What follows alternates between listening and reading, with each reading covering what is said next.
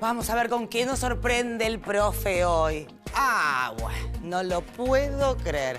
Es el cuadro más famoso de la historia y sigue buscando protagonismo. Le pido, por favor, que se retire, que tengo que hablar con los chicos. Gracias. Caras como esta vas a ver muchas en el programa de hoy, porque hoy vamos a recorrer y a conocer algunos de los documentos gráficos más antiguos de nuestra historia. A través de esas imágenes vamos a descubrir costumbres de otros tiempos, de otros lugares, desde los días de la colonia, pasando por la independencia y hasta mediados del siglo XIX. Retratos como el de Rosas, ¿cuántas veces lo habrás visto? O los de San Martín o Sarmiento, ¿en cuántas escuelas estarán? En todas, supongo. En definitiva, lo que queremos saber es quién los pintó, cómo y en qué circunstancias. Hoy vamos a conocer a los autores de estas obras y llegar hasta el origen de la fotografía, para la que posaron Mariquita Sánchez de Thompson, el almirante Brown y el general San Martín. ¿Cómo fueron las primeras expresiones artísticas en la época de la colonia? Hola, estoy ante una iglesia en el barrio porteño de San Telmo. Un buen marco para hablar de las expresiones artísticas del periodo colonial, porque en esas expresiones predominaron las representaciones religiosas que llegaron a través de los conquistadores españoles. Las imágenes de santos, vírgenes, cristos y diferentes escenas religiosas fueron elementos visuales que transmitían valores del pensamiento religioso católico, que los aborígenes vencidos tuvieron que aceptar. Los principales focos del arte colonial fueron los lugares donde las culturas aborígenes eran muy importantes, como México y sus ciudades, Guatemala, Nueva Granada, Quito, Lima, Cusco y el Alto Perú. A medida que los españoles avanzaban por América hacia el sur, las imágenes europeas atravesaron distintas regiones y culturas como instrumento de persuasión y difusión de su forma de pensar y ver el mundo. Pero a estas imágenes religiosas, los mestizos, los indígenas convertidos, los criollos y también los españoles afincados en América las hicieron propias, las interpretaron de distintas maneras y les dieron nuevos significados. La fundación de ciudades fue otro elemento clave sobre el que se apoyó la presencia europea en nuestro territorio, desde Santiago del Estero en 1553 hasta la segunda fundación de Buenos Aires en 1580. Mirá qué pituca que está, se ve que va a dar una vuelta. Después me contará, porque ahora tenemos que seguir con nuestra historia. ¿Qué pasó con estas expresiones artísticas a partir de mayo de 1810? En el virreinato del Río de la Plata, la Revolución de Mayo rompió con el orden colonial y también hizo que cambiaran por completo las imágenes de la época anterior. Las expresiones artísticas pasaron a representar los intereses relacionados con la independencia, a la naciente organización política y a los representantes del nuevo orden criollo. Ya entiendo, un nuevo tema para pintores, dibujantes, artistas en general, ya que está en la Plaza de Mayo, frente al Cabildo. Ahora, profe, ¿qué obra interesante existe que nos muestre esos lugares en los primeros tiempos de la independencia? A ver si encontrás, por ejemplo, la primera en la que aparece la pirámide de Mayo. Tenés 50 segundos. Ay, ¿cuándo se habrá construido la pirámide? Ya sé lo que voy a hacer, es un segundo.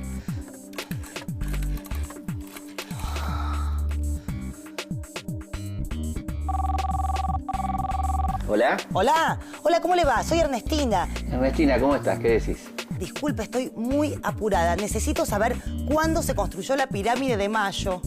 La pirámide de Mayo de 1811. Bárbaro, gracias. Hasta luego, ¿eh? Bueno, un beso grande, chao. 1811. Tengo un libro de pintura sobre esa época. ¿Será esta? Acá está la pirámide. Yo me juego. Listo. Un cuadro de Emerick Essex Vidal de 1817. Muy bien. Este es el documento gráfico más antiguo en el que aparece la pirámide. Esta acuarela del artista inglés Emerick Essex Vidal. Por aquellos tiempos, la necesidad de mostrar los hechos políticos recientes más importantes a veces generaba diferencias. Para el festejo del aniversario de la Revolución, por ejemplo, aquí en el Cabildo se había acordado que debían aparecer inscripciones sobre los hechos de Mayo y sobre la reconquista y defensa de Buenos Aires en las invasiones inglesas.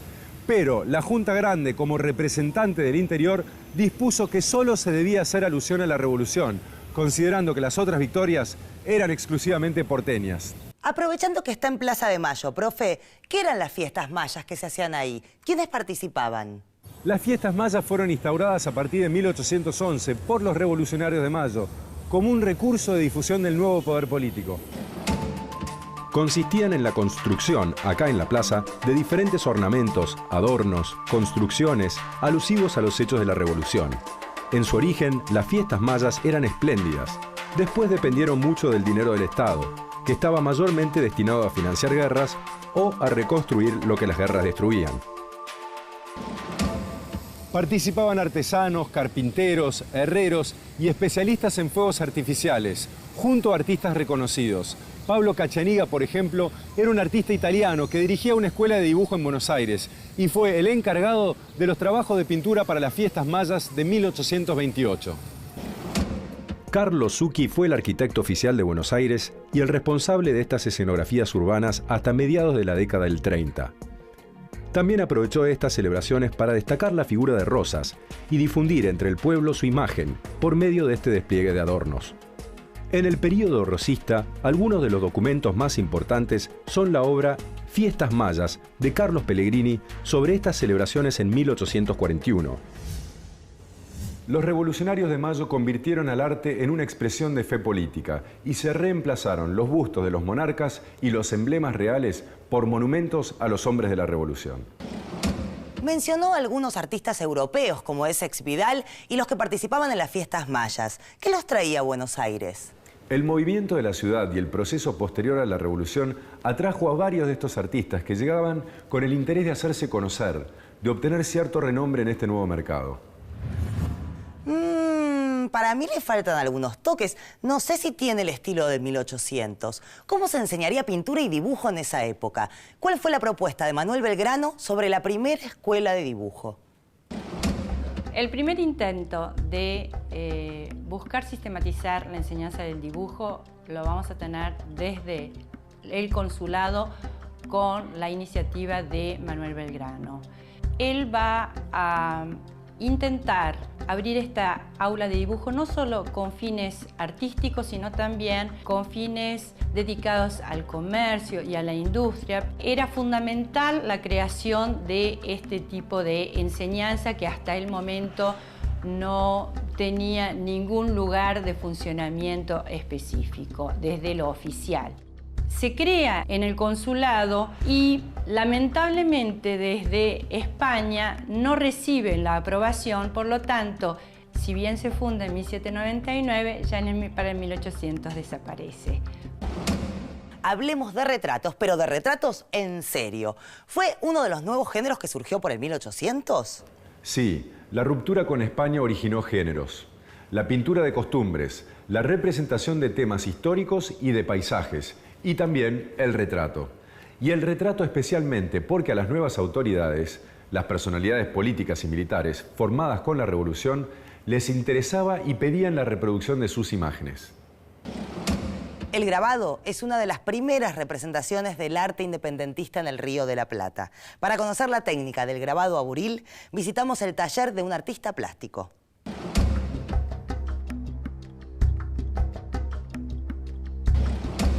Bueno, la técnica de grabado a buril consiste en hacer incisiones en una chapa.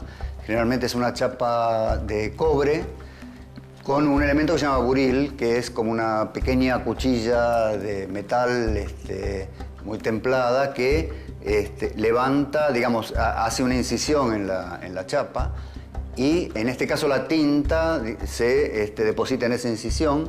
Después se limpia la superficie de la chapa y quedaría la chapa con las líneas cargadas de tinta. Eso, al pasarlo por la prensa de grabado, hace que el papel, estando húmedo, levante, digamos, la tinta depositada en la incisión. Don José de San Martín, ¿cuántas veces habremos visto su imagen?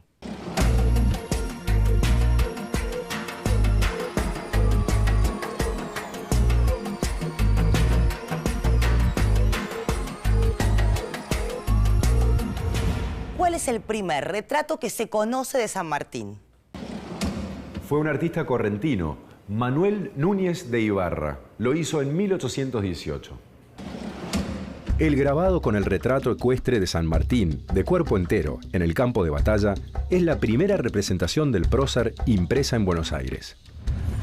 La litografía era una nueva técnica de impresión de imágenes que ya veremos por qué ayudó a democratizar la difusión de esas imágenes. Pero antes, el artista nos cuenta en su taller en qué consiste el procedimiento litográfico.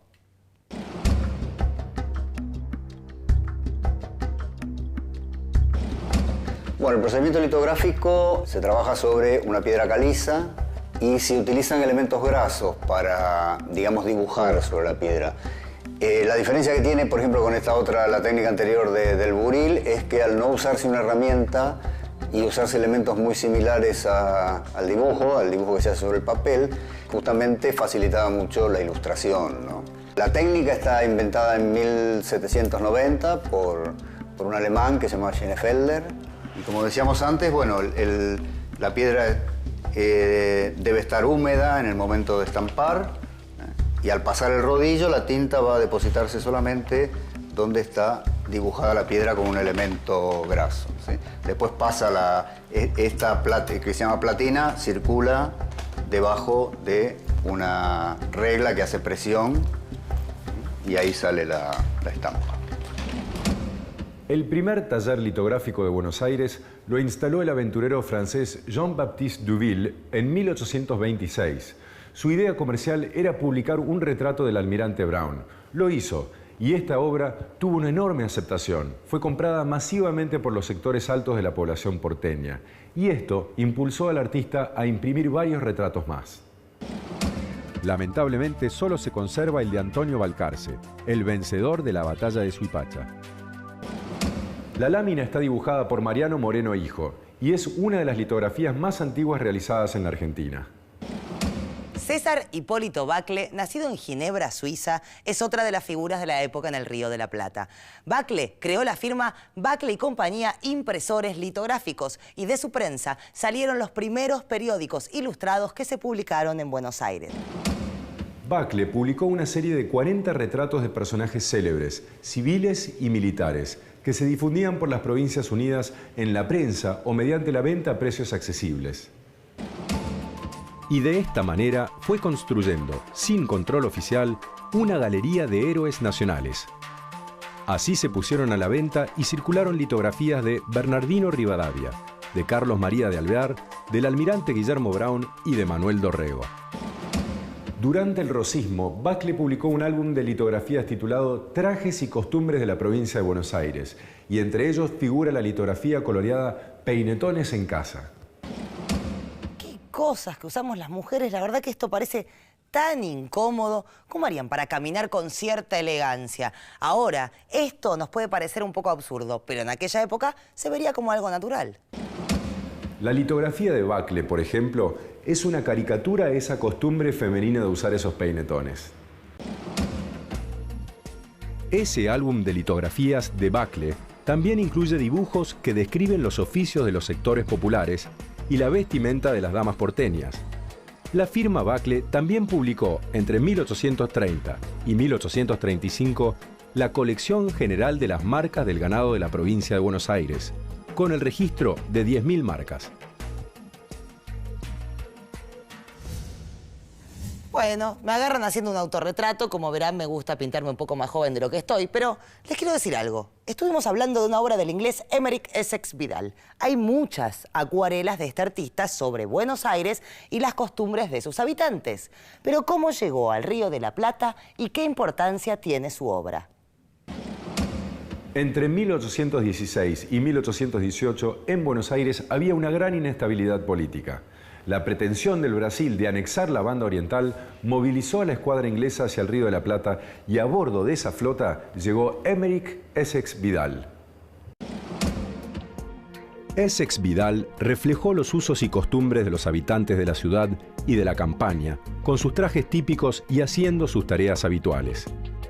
Entre sus acuarelas se encuentran El Fuerte de Buenos Aires, de 1816, Plaza del Mercado, que muestra la Plaza de Mayo atravesada de norte a sur por la recoba que la dividía en dos, y Vista de Buenos Aires desde la Plaza de Toros.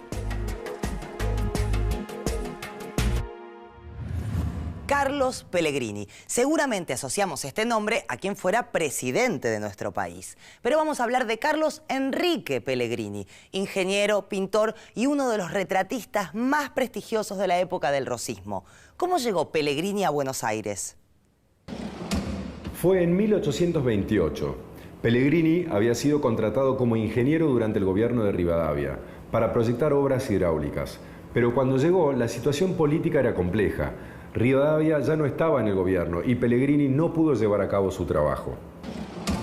Comenzaba el largo periodo de poder de Juan Manuel de Rosas, y Pellegrini, como otros artistas, desarrolló durante el rosismo su actividad artística como retratista, litógrafo, dibujante, pintor de temas costumbristas, vistas urbanas y de arquitecturas, utilizando siempre témperas y acuarelas.